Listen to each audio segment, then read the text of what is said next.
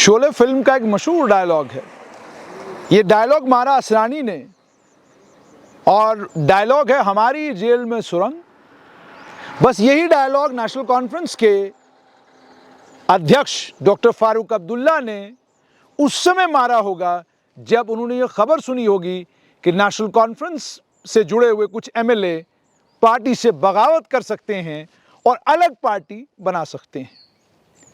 आज के हालात में अगर आपको कोई भी ये कहता है कि नेशनल कॉन्फ्रेंस में एमएलए मिलकर कोई बगावत करेंगे और अलग पॉलिटिकल पार्टी बनाएंगे, उसकी पॉसिबिलिटी लगभग जीरो है। आपकी ग्रीवेंस हो सकती है, आप पार्टी से नाराज हो सकते हैं, आपको मंत्रिमंडल में आपका हिस्सा नहीं मिल रहा है, उस हिस्सेदारी को लेकर आपको पार्टी की लीडरशिप से परेशानी हो सकती है। लेकिन जो हालात इस वक्त जम्मू कश्मीर के हैं और जो मुल्क भर के हालात हैं, इन हालात में नेशनल कॉन्फ्रेंस 1.5 साल के बाद भी कंफर्टेबल है, ये मैं आपको यकीन से कह सकता हूं। कंफर्टेबल क्यों है?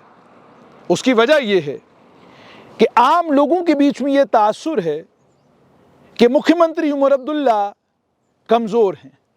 मरकजी सरकार मुख्यमंत्री उमर अब्दुल्ला को ताकतें नहीं दे रही है। अगर उनके पास ताकतें होती तो शायद वो जम्मू कश्मीर का भला करते।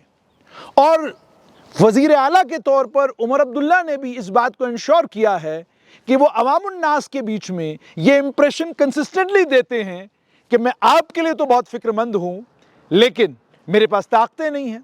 ताकतें होती तो मैं कमाल करता, और जितनी ताकतें मेरे पास है मैं उन ताकतों का इस्तेमाल करके आपकी भलाई के काम करने की पूरी कोशिश कर रहा हूं। ये मैसेज देने में उमर अब्दुल्ला अभी तक कामयाब हुए हैं। और नेशनल कॉन्फ्रेंस की तारीख पर जब हम नज़र दौड़ाते हैं तो तारीख नेशनल कॉन्फ्रेंस की यही है कि हर दौर में ये शोर उठता है कि पार्टी के इतने लोग पार्टी छोड़कर अलग एक पॉलिटिकल पार्टी बनाने लगे हैं, फिर जो निकल कर गए वो अकेले गए। कांग्रेस की सबसे बड़े लीडर, सबसे बड़े और कद्दावर लीडर, वो शख्स जो एक वक्त इस मुल्क का वजीर दाखिला बनने जा रहा था, जो शख्स एक वक्त इस मुल्क में प्रेसिडेंट की कुर्सी का सबसे मजबूत दावेदार था, गुलाम नबी आज़ाद, जब उसने कांग्रेस से अलहदगी इख्तियार की तो गुलाम नबी आज़ाद अकेले पड़ गए और 3 साल के अंदर अंदर गुलाम नबी आज़ाद खामोश हो गए।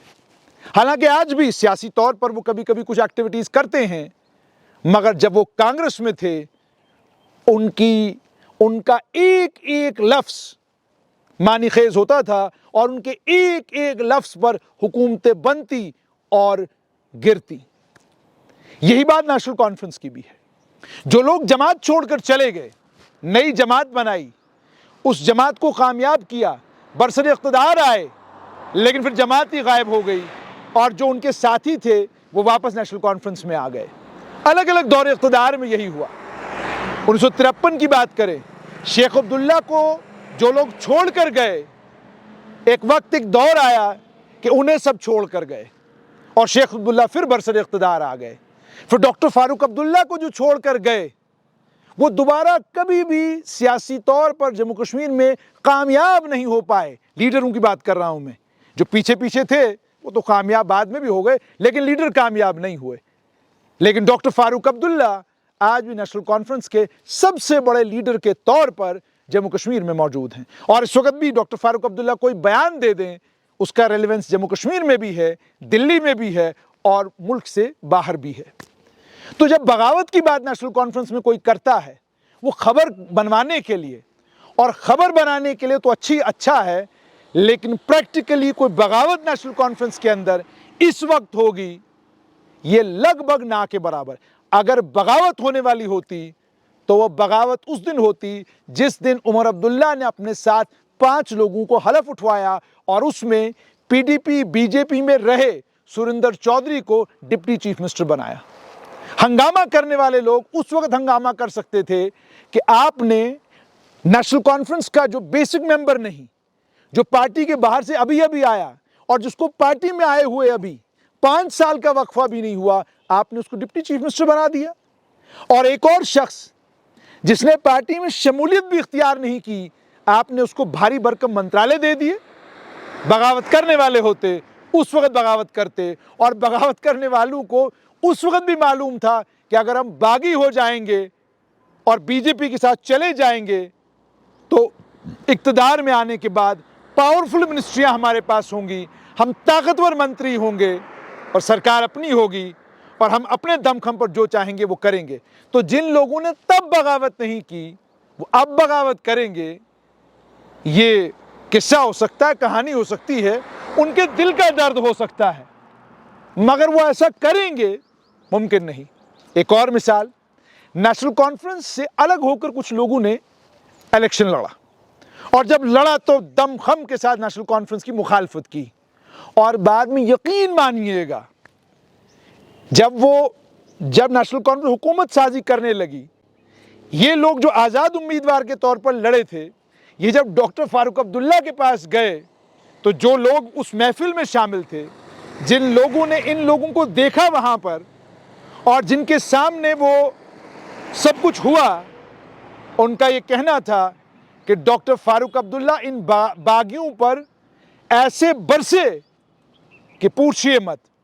तो जब उतनी बरसात होने के बाद भी वो बागी जो नेशनल कॉन्फ्रेंस की हिमायत में आए, जब उन्होंने तब वो पार्टी नहीं छोड़ी, अब 1.5 साल के बाद जब बरसरे इक़्तिदार नेशनल कॉन्फ्रेंस है, ट्रांसफ़र पोस्टिंग के मामले में नेशनल कॉन्फ्रेंस के पास ताकतें अच्छी खासी हैं, माइनिंग के मामले में ताकतें नेशनल कॉन्फ्रेंस के पास अच्छी हैं, और नेशनल कॉन्फ्रेंस के कुछ लीडर भी ठेकेदारों के साथ ठेकेदार हो गए हैं, तो क्या इस वक्त पार्टी के अंदर कोई बगावत होगी, कोई अलग पॉलिटिकल पार्टी बनेगी?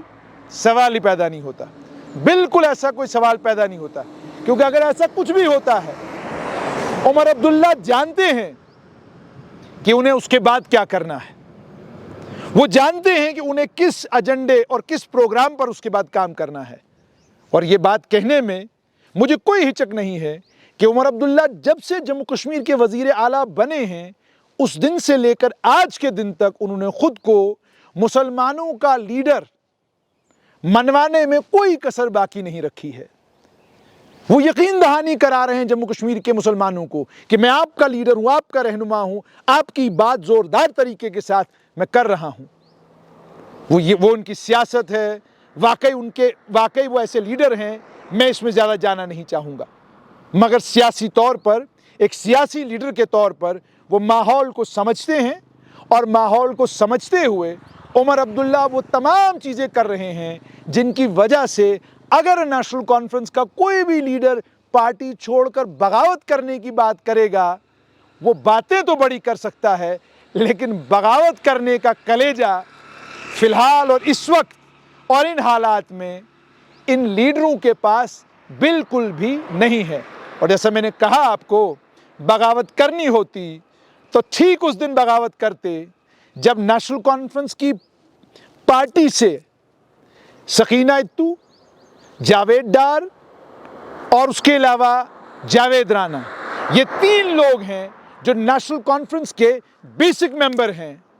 ये 3 मंत्री बने, और किनको छोड़ा गया? नेशनल कॉन्फ्रेंस के कदावर लीडर अली मोहम्मद सागर को।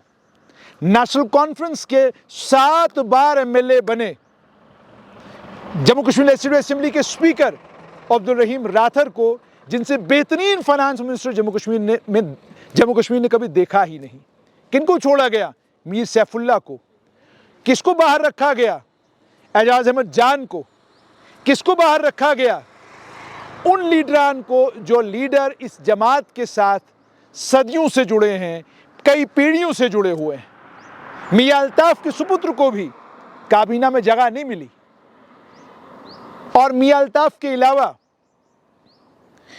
बेहतरीन वकील, और उसके बाद जज के ओहदे पर फाइज होने के बाद जज के ओहदे से रिटायर हुए जस्टिस रिटायर्ड हसनैन मसूदी, वो भी कैबिनेट का हिस्सा नहीं बन सके।